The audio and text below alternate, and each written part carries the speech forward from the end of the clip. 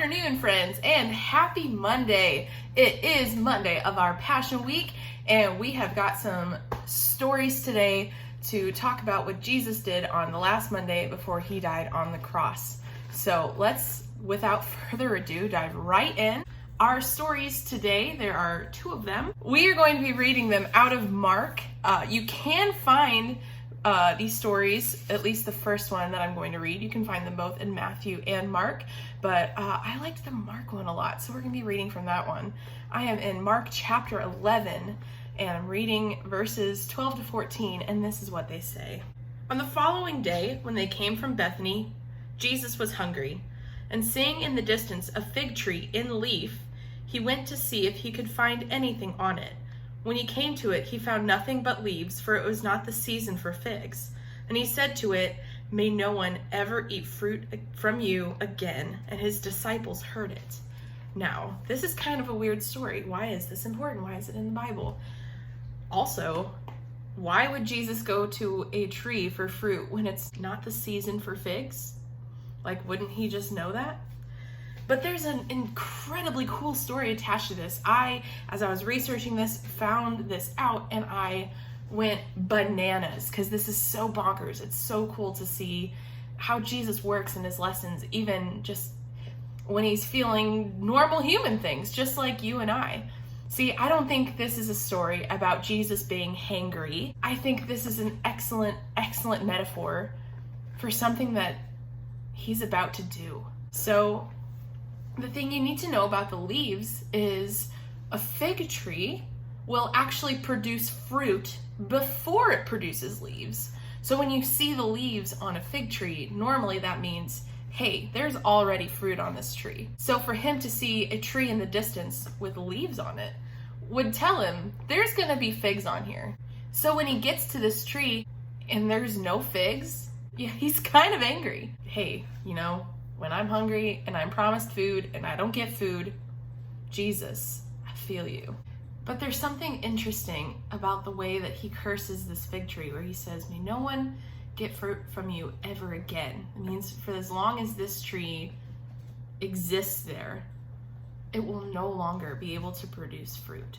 And we've seen a lot in Jesus's ministry where he's trying to combat, he's trying to fight off the religion at the time, the Jewish religion, where he's saying, no, you guys got this all wrong. You think it's this, but it's actually this. Because the way that the Pharisees were making the religion come across to the people was that there's so many things to do.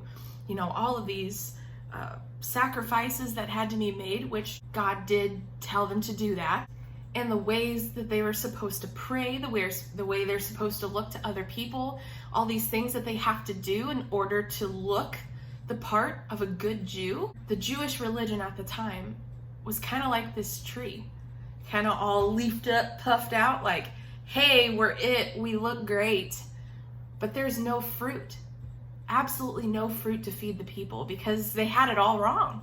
And as Jesus is cursing this tree, "May you never produce fruit again," that's kind of like what he's about to do on Friday.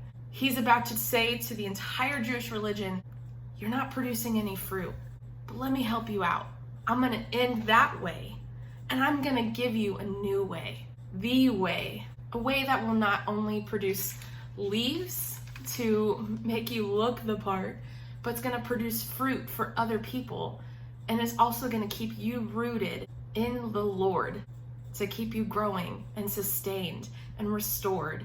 And that was just bonkers to me. So he continues walking. I'm going to continue on in Mark, starting in verse 15. And it says, "And they came to Jerusalem, and he entered the temple and began to drive out those who sold and those who bought in the temple. And he overturned the tables of the money changers and the seats of those who sold pigeons. And he would not allow anyone to carry anything through the temple. And he was teaching them, saying to them, 'Is it not written, my house shall be called a house of prayer for all the nations? But you have made it a den of robbers.' And the chief priests and the scribes heard it, and were seeking a way to destroy him, for they feared him, because all the crowd was astonished at his teaching. And when the evening came, they went out of the city." Now, I know we've all at least heard of this story mentioned, where, if you think, what would Jesus do? Sometimes it's throwing tables. Don't actually throw a table. Don't do it. Okay? Cool. But as he enters into the place that's supposed to be honoring God the most, there are people making money off of the religion. So he comes in a big way and makes this statement that's like, that's not what this is for. And what's crazy is this isn't the first time he's done this. This is actually the second time.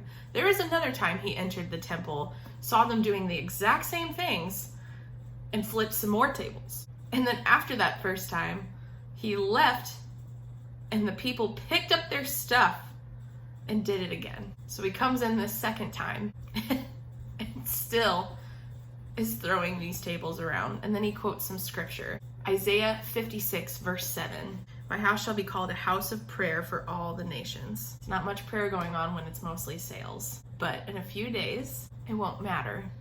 Because as he's dying on the cross, when he gives up his last breath, well, we'll get there. So that is the end of our Monday of Passion Week. If you want to read it for yourself, you can find it in Mark chapter 11 or in Matthew chapter 21. So I hope you guys have a great rest of your afternoon and evening, and I will see you again tomorrow for Tuesday of Passion Week.